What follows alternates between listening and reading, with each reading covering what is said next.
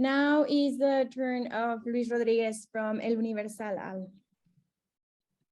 Hello, Al. How are you? Good, sir. The San Francisco 49ers are a much loved team here in Mexico. What will it mean for you and the team to see a full Azteca Stadium and be the favorites for the November game, to be a very loved team out of the USA? I mean, it really means the world to us. It's hard to, you know, and in life and in sports, sometimes you can take things for granted. And I think that the reality is at home, we know we're going to be celebrated and loved, right? And I think when you go on the road as a road team, you take this kind of, I'm going into enemy territory, and you know, and you don't have the support, and so you think that you only have the players on your roster. And I think now we don't feel that way anymore. We feel like we have the world is with us, and knowing that there's going to be a ton of 49ers fans in that stadium, it matters. And then let's go to the football field side, right? It's a divisional game.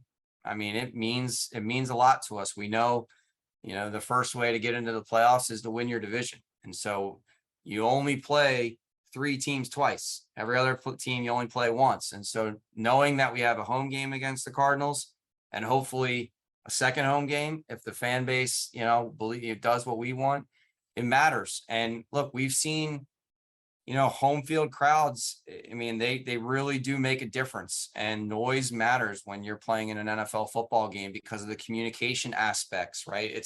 It's one sport. We all know every sport, it matters, that home crowd, that excitement, that momentum, but especially in football due to the communication that's necessary on a football field. And so to know that we're going to have that large fan base, that large crowd against a team that we really need to beat, to hopefully win our division, it means a lot. Thank you so much. Thank you, Luis. Now, Diego Lozano from Primero y Diez, go ahead. Hey, Al, Diego Lozano.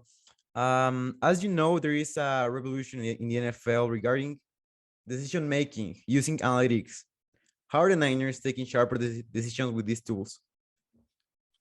Well, you're right. Yeah, it's been in all sports, I would say analytics has certainly come into it. And whether there's a lot of discussion from football people around decisions that happen on the field, whether you go for 2, whether you go for 1, whether you go for it on 4th down, when you go for it on 4th down, what the percentages look like. We really have a great team here led by Parag Marate that does all the analytics. And then the second part of the analytics is kind of, you know, off the field or in preparation for getting to a game. So how are we thinking about our physio, our health, and our wellness? You know, what are we doing with our players to get them prepared? How much time are they on their feet, right? We're thinking about altitude right now for the game, right? How are we thinking about preparation? And, you know, now we're going to Denver to get ready. We're going to practice in altitude. We're going to use some of those as we get ready to play this game. And so there's a lot that goes into this. Certainly in the NFL draft, there's all kinds of analytics around the players, their measurements, etc. So we're always trying to find a leg up. I think in a world in the National Football League where you have a hard salary cap, so we can only spend as much as the next team, which might be different than other sports, where you can't really win by overspending. And so you have to pick the best players possible. You have to put them in the best positions possible to succeed. And then you have to give them the right tools. And so I think that is where the analytics makes a very, very big difference in our sport as to how we think about our preparation in and around these games and the people that are on our roster and how that might set us up for future success.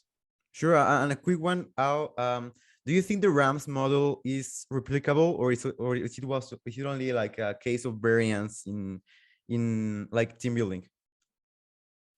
I mean, look, they won a Super Bowl, so I give them all the credit in the world. Good, you know, good for them. And you know, I don't know that it's a new model. I think we've seen teams over the years spend in free agency, you know, quote unquote, maybe not use the draft. Other teams have built through the draft. And so, you know, to me, there's the great thing about the NFL is there's no one way to do it. There's a ton of parity in the National Football League. I think 50% of the teams who make the playoffs don't make them the next year. That's what makes the NFL great, is on top of a whole host of other things. But you know, when you wake up in the morning in the off season, you know, you're 0-0. And you could go from worst to first, more in this league than any other league that's out there. And I think that's what keeps fans engaged across all 32 markets.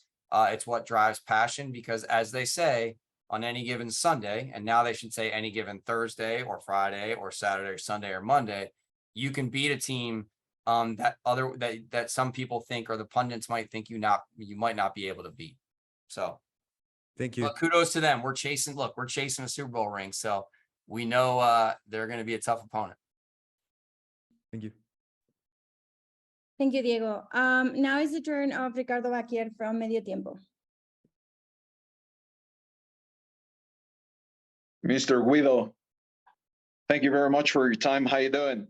Good, sir. How are you? Doing good. Thank you very much.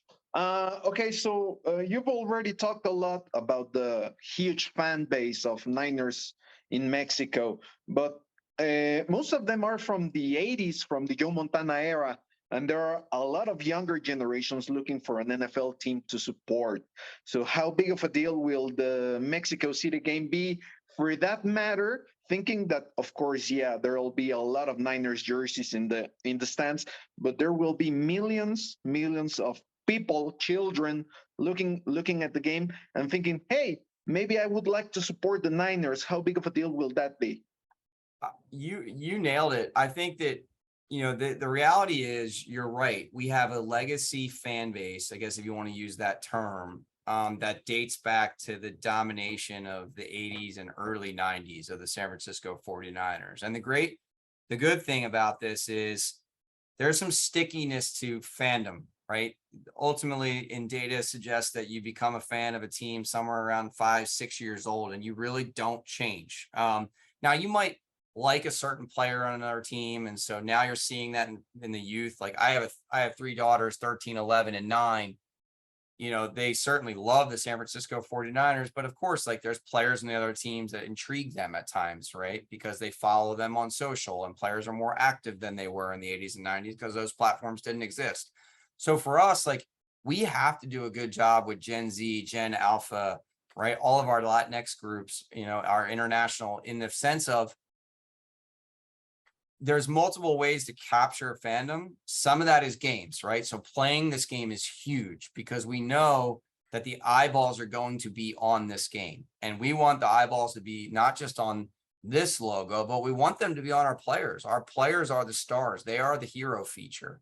And if a player, you know, if a 6-year-old, you know, boy or girl is sitting there watching it with their mother and their father or their family, you know, I want them saying, oh, wow, that Trey Lance guy, he's really good. That George Kittle, that Deebo Samuel, right?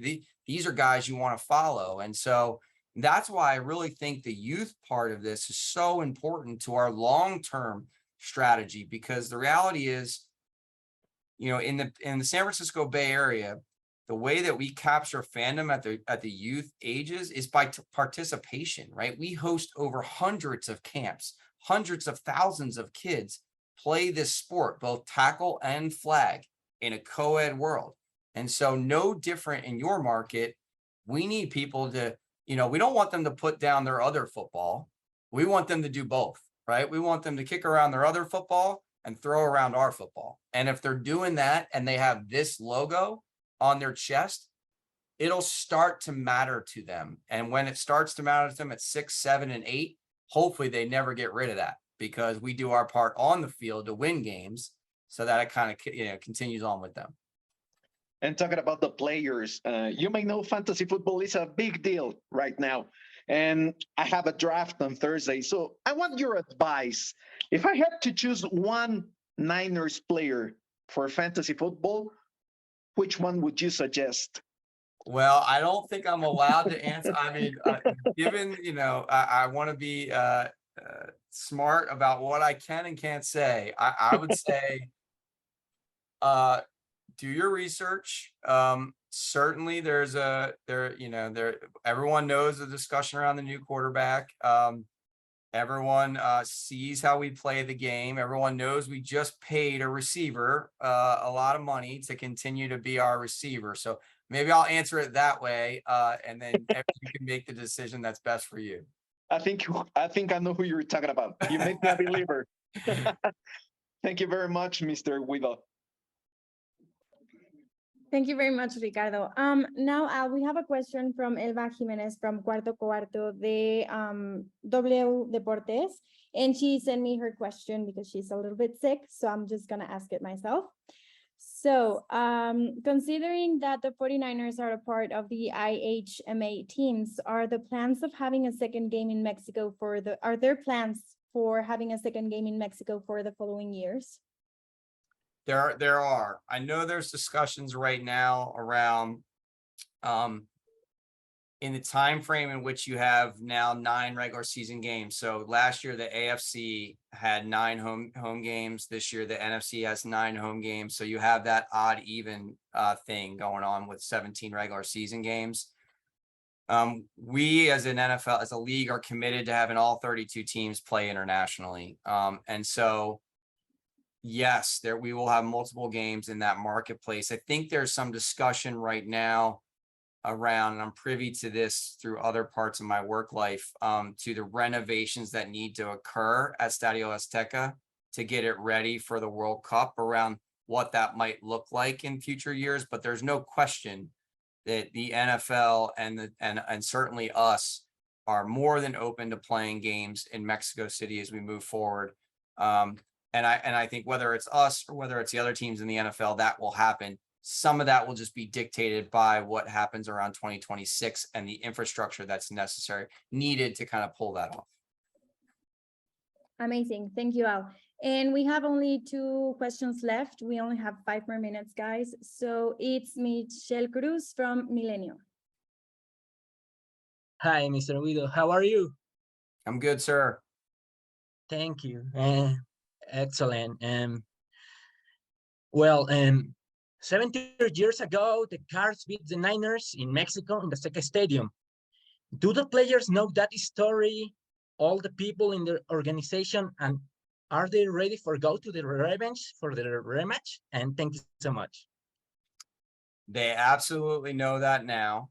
The people in the organization certainly know that. And yes, we need revenge, not just for that game, but the Cardinals have always been a tough opponent. But yes, the players go on our side, they go through the history of the 49ers when they become a 49er. And so we want to make sure that they understand the legacy, the tradition, the standard that's set here. And yes, they want to avenge that loss for sure. Thank you, Michelle. And now it's Brenda Alvarado from Fox Sports turn. Thank you. Hi, all. Thanks for your time. First of all, I just want to apologize for my Wi-Fi. It's so terrible. So that's why I can turn on my camera. But I just want to ask, as we know, in 2005, Frank Gore was a rookie when you play on the Estadio Azteca. During your trip to Mexico City, do you plan to recognize or do something with Frank Gore's career, considering, well, he played with the 49ers on the last game on the Estadio Azteca? There's discussions around all of our alumni, frankly, that played in that game. I think it's important, the good news is it wasn't too long ago that those players are, still passionate, still around the San Francisco 49ers. And so, whether it be Frank or whether it be the other members that were there, I think it's important to, and this is based off the last question, is to really educate our current players around the history, our own history, games in Mexico history, what happened at that point in time. I literally ran into Joe Staley, who I believe will be a future NFL Hall of Famer and certainly a San Francisco 49ers Hall of Famer the other day. And I spoke to Patrick Willis. They're all really excited about the game down there. And I think that, whether it's that generation or whether it's the 80s and 90s generation, they know what it means. And I guess I'll leave everybody with this. I know we might not have time, is this is not a new thing for us. As you've all talked about the game that we played there. The chairman of our organization, John York, was the first international chairman committee at the National Football League, who really led the charge to play games internationally, both in Mexico and in London. And the 49ers have played more games I think at this time, maybe Jacksonville now with their London series, but for us, I would say we were first to market. We really believe that this game should be played, celebrated, and followed all around the globe. And to do that, you can't just ask people to do it and not reinvest in their marketplaces. And so you really have to take the game to them. And if you do that, their passion, their love, their loyalty will all follow. And we really feel like I certainly feel the pressure to one up what happened in 2005. And I know the NFL does as well. And I firmly believe we will do that. Thanks all and best of luck for this season. Thank you. Thank you, Brenda. And sorry, one more question. It comes from Uriel Padilla from Diario AS. Hi.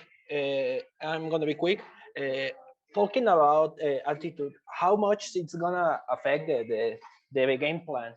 It might help players like Trey Lance. You know, he have a great arm, so he can use the altitude to make better throws.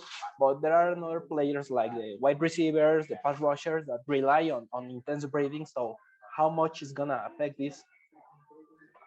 I mean, I think you've seen there's only, I guess, one example in the NFL that's like this in Denver, Colorado, where you go up to when you play the Broncos, and there's no question. I talked to John Lynch about this a lot because he played for the Broncos after his career with the Tampa Bay Buccaneers. And he talks about the difference in playing in the altitude and how it was a home field advantage for them, they felt, because the other team was gassed pretty early in the game. And so for us, it's a big point of emphasis on our physical fitness. I would imagine how we play and call the game, Kyle, and how he thinks about the strategy as it relates to making sure that guys are fresh. We've been known as a team that certainly is a ball dominating team, and how that might tire out a defense. And so you're right, though, there's opportunities on Trey's side. He brings elements to the game that are unique. And so we'll see. But, I would imagine the Cardinals, if they were on this, they'd say the same thing. They have an up-tempo offense. They got obviously a quarterback who can make plays with his feet that can tire out a defense. So I do think it'll be a factor in the game. My assumption is both teams will do what they need to do to train for the altitude. But there's no question that it's unique in the sense of our players don't necessarily do this on a week-to-week basis. So they're going to have to get themselves prepared for it.